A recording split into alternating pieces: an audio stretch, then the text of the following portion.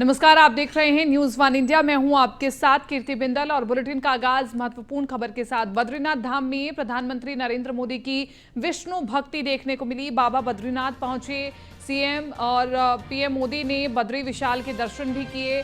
बाबा बद्रीनाथ के दर्शन के बाद विकास कार्यों की समीक्षा भी की। अधिकारियों संग रिवर फ्रंट के विकास कार्यों का जायजा भी लिया। माणा गांव में सड़क और रोपवे परियोजनाओं का शिलान्यास भी किया। प्रधानमंत्री मोदी ने माणा गांव में जनसभा को संबोधित किया। बाबा बद्रीनाथ और केदारनाथ के दर्शन कर जीवन धन्य हो गया, ये प्रधानमंत्री मोदी ने कहा। ये दशक उत्तराखंड का दशक है, प्रधानमंत्री मोदी ने ये कहा।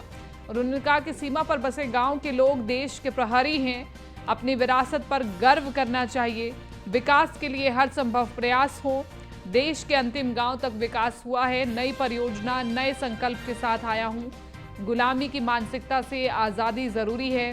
गुलामी की मानसिकता ने आस्था को जर्जर किया। पहले 5 लाख लोग केदारनाथ आते थे, आज 47 लाख लोग केदारनाथ आते हैं। तो सभी तीर्थयात्री अपना गौरव प्राप्त कर रहे हैं और ये क्षण मेरे लिए चिरंजीवी है। तो विकास के लिए हर संभव कोशिश हमारी हमेशा रहेगी।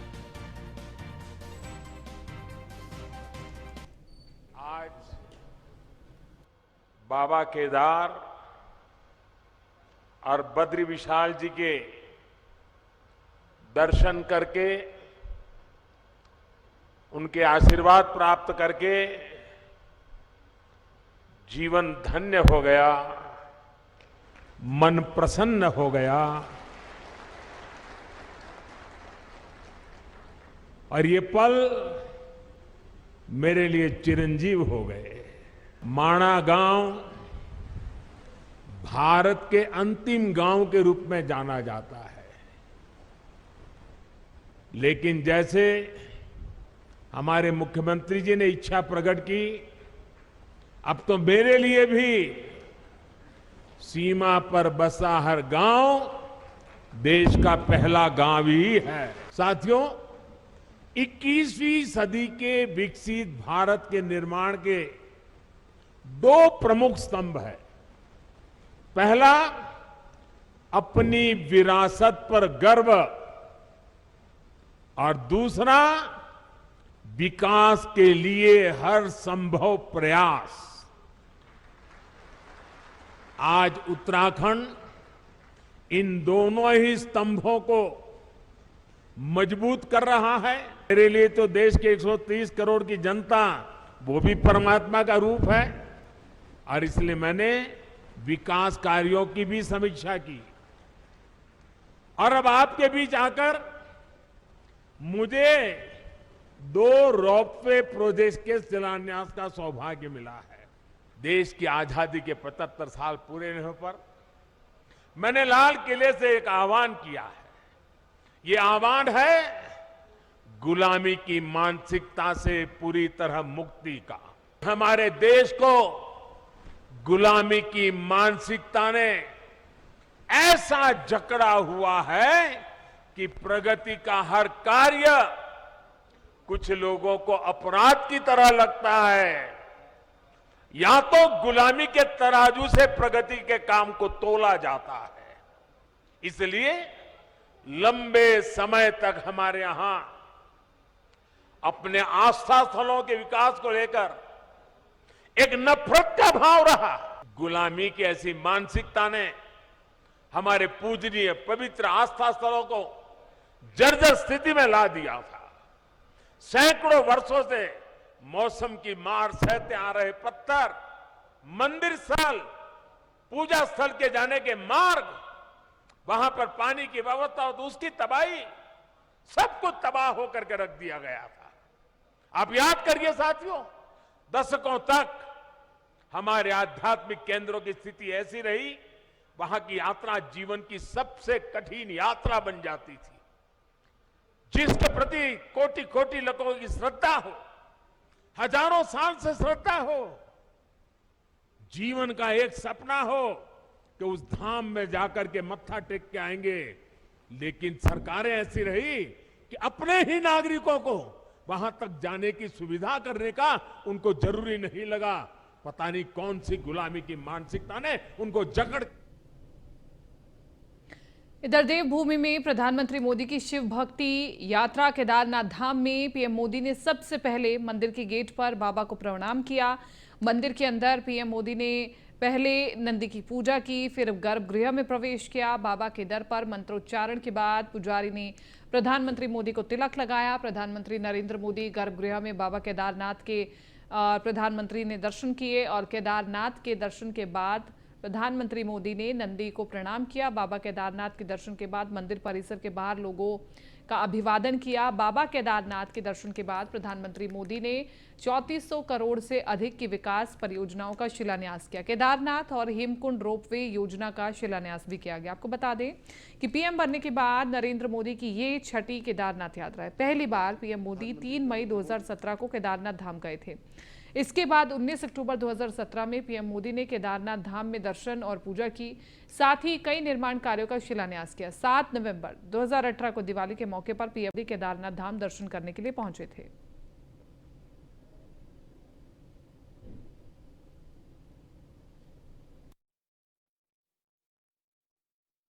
तो ये 5 तस्वीरें हम आपको दिखा रहे हैं। प्रधानमंत्री नरेंद्र मोदी की शिव साधना की अनूठी तस्वीर आज देखने को मिली और विधि विधान से पूजा अर्चना आज प्रधानमंत्री नरेंद्र मोदी ने की। बाबा का आशीर्वाद लेना भी बहुत ज़्यादा ज़रूरी था और इसी के साथ साथ उन्होंने पूरी परिक्रमा भी की और नंदी की पहले विशेष पूजा की, उसके बाद ही आगे की पूजा के लिए वो बढ़े।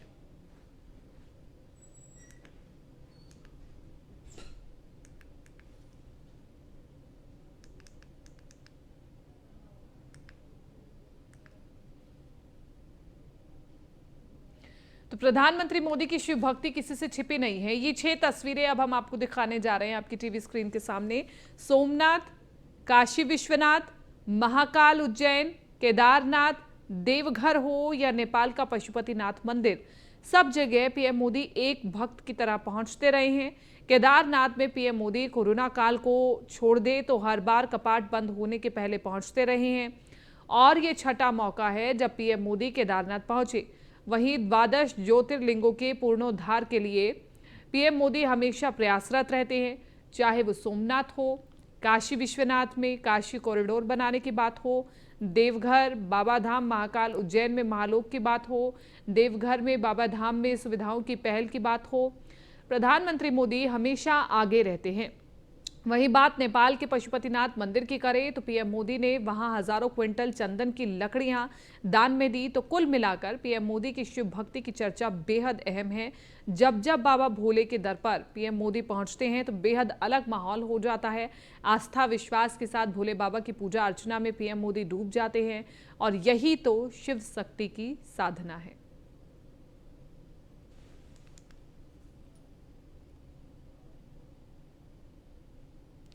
माणा गांव में मुख्यमंत्री धामी ने अपना संबोधन शुरू किया। इस दौरान मुख्यमंत्री पुष्कर सिंह धामी ने देवभूमि की जनता की तरफ से प्रधानमंत्री का सबसे पहले स्वागत अभिनंदन किया। उन्होंने कहा कि हमारा सौभाग्य कि आज हमें प्रधानमंत्री का सानिध्य मिल रहा है। प्रधानमंत्री नए भारत निर्माण के सपने में उत्तराखंड अपना पूरा सहयोग देगा।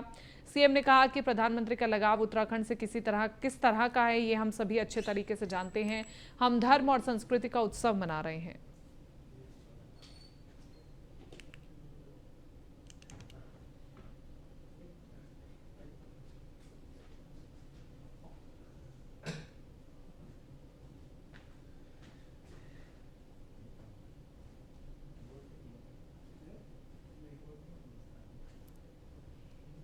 प्रधानमंत्री जी के नेतृत्व में हम उस यात्रा के सहयात्री हैं जिसका लक्ष्य और संकल्प है कि भारत को फिर से विश्व गुरु बनाना है।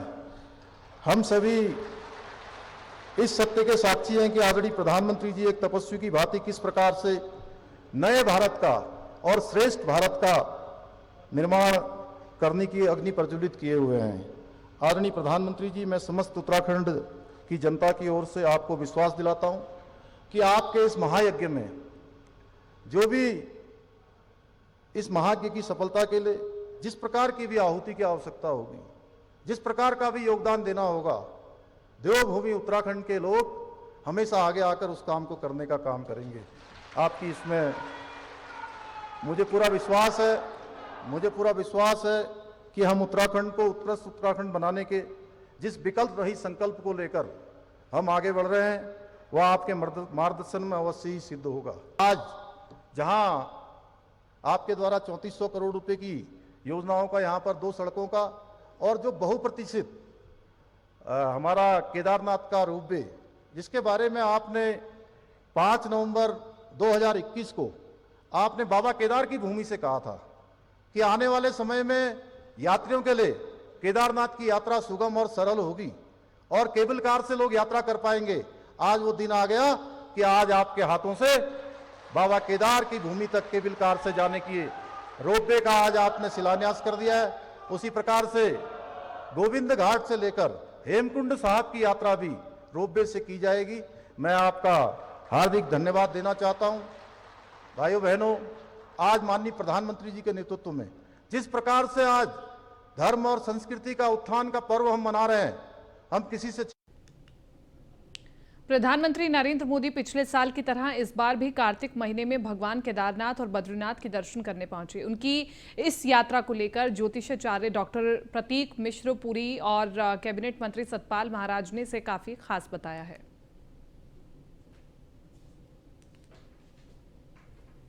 कार्तिक मास के कृष्ण पक्ष में 5 जो त्योहार हैं, ये भारतीय परंपराओं के बड़े महत्वपूर्ण पड़ाव कहे जाते हैं। इनके अंदर यदि कहा जाता है कि यदि आप जो है किसी धार्मिक स्थान के ऊपर, यदि किसी तीर्थ स्थान के ऊपर आप जाके ध्यान करें, पूजा करें, तो आपको जीवन के अंदर वो सब कुछ प्राप्त होता है जो आपको सामान्य जीवन में नहीं हो सकता।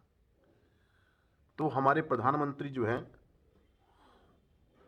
उनके जो है 7 के 7 चक्र जो है वो खुले हुए हैं। आप जो है उनको यदि आप ध्यान से देखें, उनकी आंखों को देखें, तो आपको महसूस होगा कि इनका जो आज्ञा चक्र है वो कितना खुला। देहरादून में प्रधानमंत्री नरेंद्र मोदी के उत्तराखंड दौरे को लेकर पूर्व कांग्रेस अध्यक्ष गणेश गोदियाल का बयान सामने आया है, जहां उन्होंने अंकिता हत्याकांड और पीएम मोदी के काले कपड़े को लेकर निशाना साधते हुए नजर आए। वो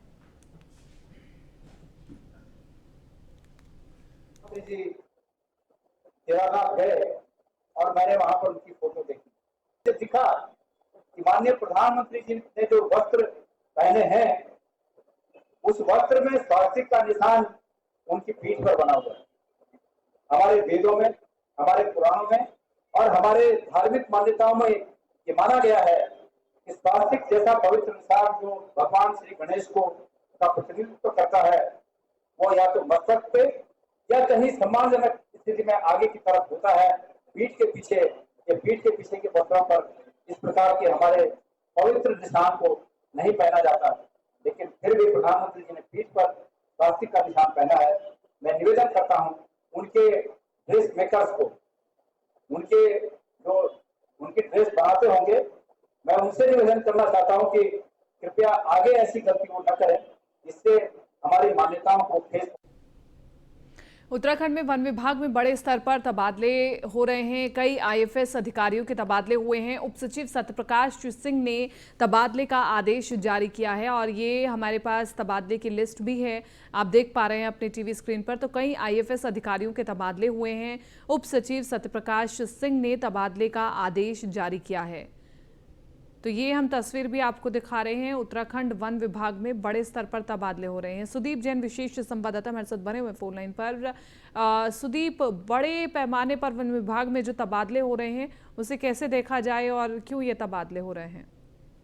देखिए, वन विभाग में बहुत समय से तबादले प्रस्तावित थे और हमारी जानकारी ये है कि इन तबादलों से पहले लगातार उत्तराखंड में जो तबादला लिस्टें रुक रही हैं और तबादला लिस्ट को लेकर विवाद हो रहा है, इसे देखते हुए 2 दिन पूर्व कैबिनेट मंत्री सुबोध उनियाल भी मुख्यमंत्री से मिले थे और मुख्यमंत्री को जानकारी देते हुए या यूं कहें उनको कॉन्फिडेंस में लेते हुए जब ये मंजूरी हुई, तो उसके बाद आज अवकाश के दिनों से ठीक पहले ये तबादले हुए हैं और ये बहुत दिनों से प्रस्तावित भी थे। ठीक है सुदीप, शुक्रिया तमाम इस जानकारी के लिए। तो ये जो तमाम तबादले हुए हैं पहले से ही प्रस्तावित थे और मुख्यमंत्री पुष्कर धामी के संज्ञान में डाल करके ये तबादले किए गए हैं, उन्हें कॉन्फिडेंस में लेकर के तबादले किए गए हैं। तो बड़े स्तर पर ये तबादले हुए हैं जो कि पहले से ही प्रस्तावित थे, लेकिन अब जब इन्हें अनुमति मिली है तो तबादले किए गए हैं। दिवाली से पहले महिला सशक्तिकरण एवं बाल विकास मंत्री रेखा आर्य ने प्रदेश में कार्यरत करीब 35,000 आंगनबाड़ी कार्यकर्तियों को बड़ा तोहफा दिया है। मंत्री रेखा आर्य ने सभी आंगनबाड़ी कार्यकर्तियों के खातों में अक्टूबर महीने के मानदेय का डीबीटी के जरिए भुगतान किया। तो वहीं अपनी यमुना कॉलोनी स्थित शासकीय आवास पर विभागीय मंत्री ने समस्त आंगनबाड़ी कार्यकर्तियों के खाते में 1,000 रुपए के प्रोत्साहन राशि का पीएफएस के माध्यम से भुगतान किया। ये धनराशि कुल 3 करोड़ की है। हमारे माननीय मुख्यमंत्री जी धामी जी ने हमारी आंगनबाड़ी बहनों की बहुत ही चिंता करी है और उस चिंता का परिणाम प्रोत्साहन राशि के रूप में दिवाली के अवसर पर जो है उन्होंने 1,000 रुपये प्रति आंगनबाड़ी बहन को देने का निर्णय किया, जिसका प्रतिफल ये है कि आज लगभग 3.5 करोड़ की धनराशि उनके खातों में सीधे जो है वो डेबिट की गई है, जो कि निश्चित रूप से मैं समझती हूँ कि दिवाली का इतना बड़ा बोनस समय पे मिलना, एडवांस में मिल जाना, ये अपने आप में भारतीय जनता पार्टी की जो सरकार है उसमें जो कार्यशैली है और जो विभाग का आंगनबाड़ी बहनों के प्रति प्रतिबद्धता है वह दर्शाता है। तो मैं मानती हूँ कि ये एडवांस में पहुँचाया गया मानदेय हो अथवा दिवाली का प्रोत्साहन 1,000 रुपये की धनराशि हो, ये दोनों ही चीज़ें हमारी आंगनबाड़ी कार्यकर्तियों की दिवाली को बहुत अच्छा करेगा। मसूरी से अगली खबर बता रहे मसूरी नगर पालिका परिषद की बोर्ड बैठक में सभासद गीता कुमाई का हंगामा देखने को मिला। गीता कुमाई ने नगर पालिका पर अनियोजित तरीके से काम करने का आरोप लगाया है। पालिका अध्यक्ष अनुज गुप्ता पर भ्रष्टाचार के आरोप लगाए गए। अनियोजित तरीके से विभिन्न योजना के तहत काम कर रहा नगर पालिका कुमाऊं जनता को भुगतान करना पड़ रहा है, खामियाजा भुगतना पड़ रहा है। शासन की तरफ से आप ऐसा प्रस्ताव लेके आए हैं, आपने कभी एक प्रस्ताव भेजा हमारे कर्मचारियों के लिए, जो चाहे वो संविदा कर्मचारियों की, इनको 15 साल के लिए 10 साल के लिए परमानेंट करे? क्या पालिका ने कभी कोई ऐसा प्रयास किया 6 महीने के लिए उनको आगे बढ़ाओ, जैसे आप उनको एहसान कर रहे हैं? आप बिजनेस के प्रपोजल तो फटाफट लाते क्योंकि वो आपके कमाई के साधन है। मैं तो खुला बोल रही हूँ, आपकी कमाई के साधन ऐसे आप प्रपोजल लाते हैं, लेकिन ना तो कर्मचारियों के हित में आप सोचते हैं ना जनता के हित में सोचते हैं। फिर से कहूंगी कि दुकानें आपने तोड़ी हैं, तो जिन गरीब लोगों ने पैसे जमा कर रखे थे, जिनको इशू कर रखे थे, पालिका अध्यक्ष ने ये कह दिया कि क्या बोलते हैं जी मैडम वो पक्के नहीं थे, मैं फिर से इनका रिन्यू कराऊंगा, टेंडर कराएंगे। तो अगर आप टेंडर कराएंगे तो गरीब आदमी को पता ही नहीं चलता, आप नेशनल पेपर में नहीं निकालते उसको, एक समाचार पत्र में निकलता है, उसकी एक ही कॉपी है।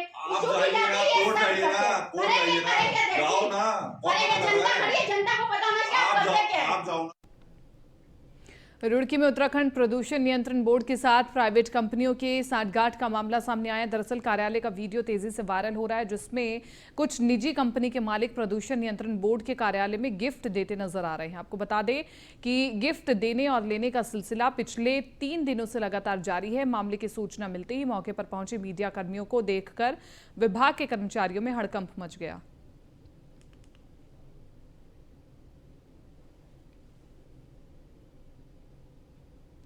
कोटद्वार में कालागढ़ टाइगर रिजर्व ने 3 शिकारियों को वन विभाग की टीम ने गिरफ्तार कर लिया है। टीम ने पाखरो रेंज के जंगल से तीनों शिकारियों को पकड़ा। शिकारियों के पास से वन विभाग की टीम ने बंदूक, कारतूस सहित धारदार हथियार बरामद किया।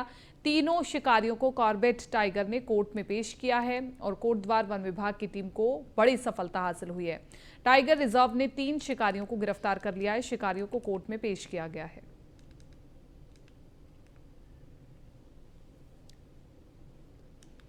अल्मोड़ा में दीपावली पर्व को लेकर बाजार गुलजार होने लगा है। वहीं महंगाई की मार से लोग खरीदारी कम करते हुए नजर आ रहे हैं, जिसके चलते व्यापारियों में व्यापार को लेकर चिंता होने लगी है। व्यापारियों का कहना यह है कि दिवाली पर्व को लेकर सभी सामग्री उपलब्ध है, लेकिन कीमत में उछाल होने के कारण लोग कम खरीदारी कर रहे हैं, जिसका असर व्यापार पर पड़ रहा है। धनतेरस पर उम्मीद जगी है। महंगाई का काफ़ी ज़्यादा असर हमें देखने को मिल रहा है। हर चीज़ के रेट डबल हो चुके हैं। कोई भी चीज़ ऐसी नहीं कि जो सस्ती हो। कहा जा रहा है कि महंगाई दर नहीं है, लेकिन महंगाई बहुत ज़्यादा और हद से ज़्यादा बाहर है। रौनक कम है, बारिशें होने की वजह से इस बार बाजार के अंदर जो लोगों का आवागमन है वो थोड़ा सा कम है। और वैसे तो दिवाली की तैयारियां पूरी करी रखी है, सारे माल मंगवा रखे हैं, नई नई वैरायटी मंगवा रखी है। लोग तांबे पीतल के बर्तन इस बार पसंद कर रहे हैं, उनकी सारी वैरायटी एप्पल के बर्तन में हमने मंगवा के रखे हैं। लेकिन इस बार बाजार में थोड़ा मोमेंट कम लग रहा है और धनतेरस भी इतवार की है इस बार, तो लगता है कि रौनक। दिनेशपुर के 6 सिग्मा पॉलिटेक्निक कॉलेज में दीपावली मेले का आयोजन किया गया, जिसमें भव्य तरीके के विद्यार्थियों ने कई प्रकार के स्टॉल लगाए। इसके अलावा विद्यार्थियों ने नशे के खिलाफ एक नृत्य नाटिका भी प्रस्तुत किया। दीपावली मेले का आनंद लेने के लिए क्षेत्र के तमाम जनप्रतिनिधियों के अलावा विद्यार्थियों के परिवार भी पहुंचा। इस दौरान कॉलेज के प्रोडक्शन मैनेजर मुकेश कुमार ने कहा है कि दीपावली मेले का आयोजन भाईचारा का बढ़ावा देना और बौद्धिक विचार को बढ़ाने का उद्देश्य से आयोजन किया गया है। इस मेले से सर कई बच्चों ने स्टॉल्स लगा रखे हैं और यहाँ पे अभी एक नुक्कड़ नाटक भी होने वाला है, जिसमें लोगों को काफ़ी सीख मिलने वाली है कि हमें दिवाली किस प्रकार मनानी चाहिए। और यहाँ पे हमारा जो नुक्कड़ नाटक है उसमें बताना हमारा नुक्कड़ नाटक है ऐसी दिवाली से सब बच्चे बड़े उत्तेजित हैं इस काम के लिए और काफ़ी खुश हैं और बच्चे काफ़ी खुलते हैं अगर ऐसी स्टॉल्स वगैरह लगती हैं, अपना टैलेंट दिखाने को मिलता है। जैसे कि आप देख सकते हैं यहाँ पे लोगों ने खाने पीने की चीज़ें लगाई हैं जिससे कि लोग अपना टैलेंट शो करते हैं। ये चीज़ें हैं यहाँ पर आज दिवाली मेले का आयोजन हो रहा है। इस दिवाली मेले में यहाँ पर तरह तरह के स्टॉल्स लगे हैं, जैसे कि गेम्स के स्टॉल, खाने के स्टॉल और आर्ट एंड क्राफ्ट के स्टॉल। इन स्टॉल्स लगाने का मेन उद्देश्य ये होता है कि बच्चों को आगे उद्यमिता के प्रति, बिजनेस के प्रति उनको जागरूक करना कि किस तरह से बिजनेस को लगाया जाता है, कैसे मनी का ट्रांसफ़र होता है। यहाँ पर बच्चे एंजॉय कर रहे हैं, दिवाली उत्सव का एंजॉय कर रहे हैं और यहाँ पर उनको इसके साथ। फिलहाल इस बुलेटिन में मेरे साथ इतना ही। दीजिए इजाजत, नमस्कार।